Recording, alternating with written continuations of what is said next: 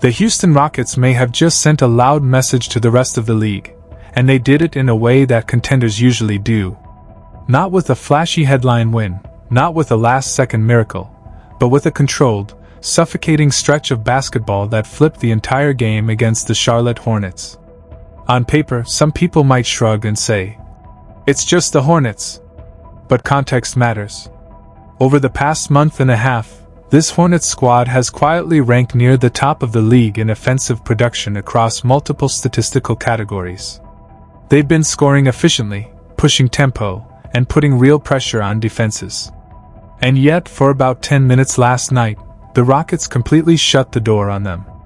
That stretch alone said more about Houston's ceiling than any single box score ever could. Down 8 with roughly 7 minutes left in the second quarter, they didn't panic. They didn't force shots or abandon their identity. Instead, they leaned into what made them dangerous earlier in the season: length, versatility, and relentless defense. Possession after possession, they switched, recovered, contested, and forced the Hornets into uncomfortable looks. By the time the dust settled, that deficit had turned into a run that swung the entire momentum of the game. And that's the key. This team's defensive identity had started to slip a bit just before the All-Star break. Rotations got looser, energy dipped, and the edge that defined their early season surge looked inconsistent. Then the off-court noise, rumors, and distractions added another layer of chaos. But coming out of the break, the focus looked different. Sharper. More locked in. More intentional. Last night felt like a reset. A huge reason for that was the performance of Kevin Durant.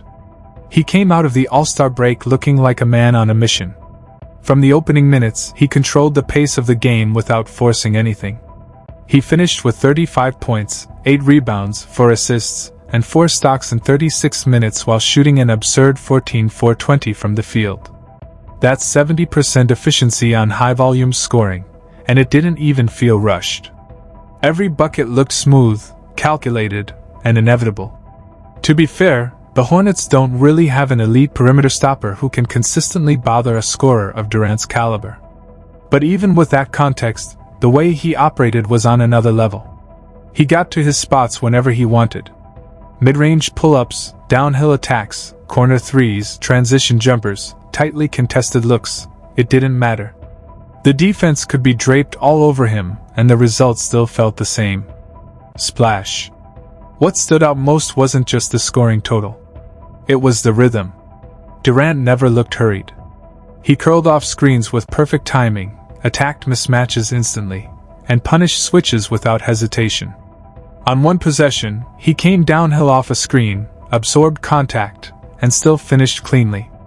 On another, he simply rose over a defender who was contesting well and knocked it down like it was a warm-up shot. That's the type of shot-making that breaks defensive schemes even when they're executed correctly. His season averages already tell the story. Roughly 26 points per game with solid rebounding and playmaking numbers while shooting over 50% from the field and around 40% from 3. But last night wasn't just about numbers. It was about command.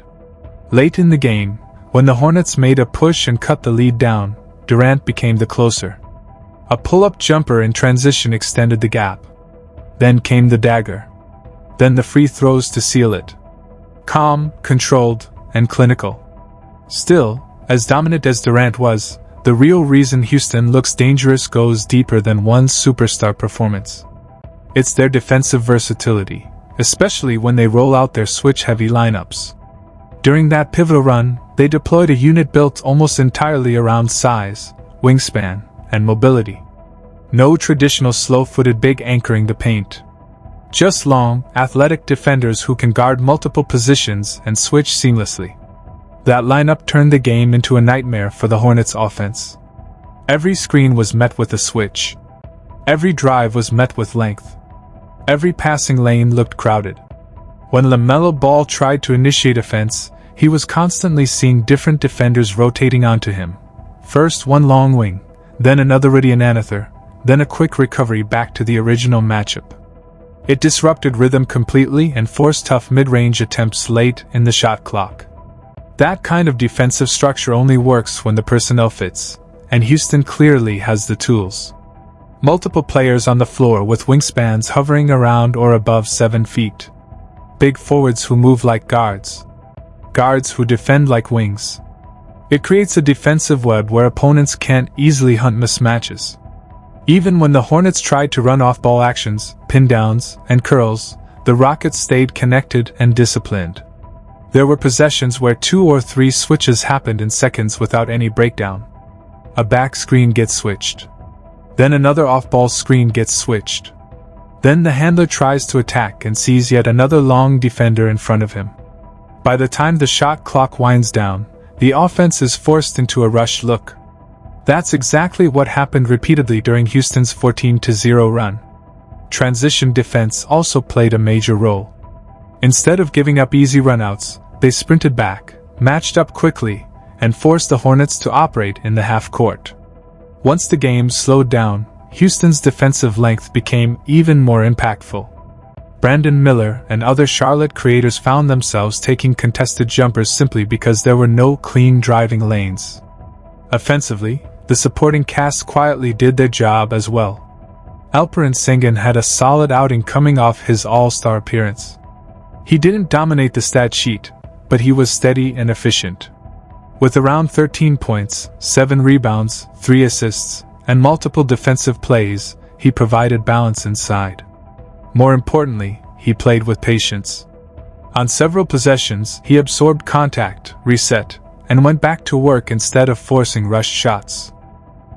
The Rockets are doing the thing that was missing early in the season. They were 1-3 in close games. You wonder if that's missing Fred VanVleet, if there's something wrong with him in the clutch. That is what this team is going to need come playoff time with the absence of a traditional